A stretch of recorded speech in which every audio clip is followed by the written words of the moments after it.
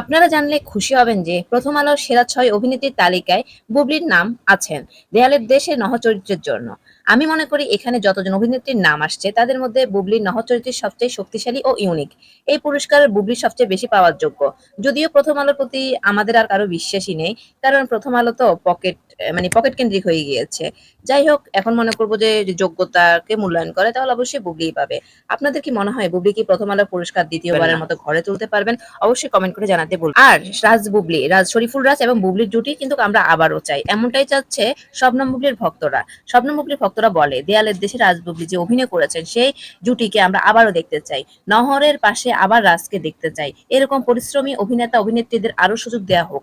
দেয়ালের দেশ তো শুধু একটা সিনেমা না, ওদের চোখে ছিল একটা যুদ্ধ, একটা প্রেম, একটা কবিতা।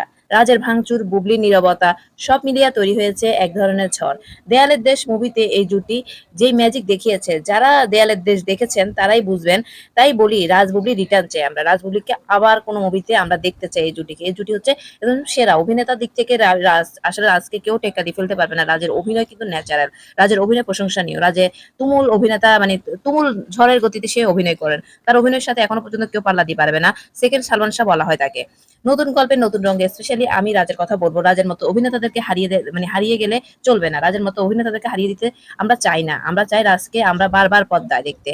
আপনাকে আবার আমরা দেখতে চাই বুবলির সাথে শরীফুল রাজ ভাইয়া। জানি না আমার ভিডিওটা আপনার কান পর্যন্ত যাবে কিনা। আপনি সিনেমায় মনোযোগী হন, প্রযোজক ডিরেক্টরদেরকে দৃষ্টি আকর্ষণ করছি, প্লিজ রাজ বুবলির জুটিকে আপনারা আরো বেশি করে হাইলাইট করুন, কারণ এই দুটি মানুষ খুবই ভালো অভিনয় করেন, ভালো পরিশ্রমী। এই দুটি জুটিকে আমরা বারবার পর্দায় দেখতে চাই।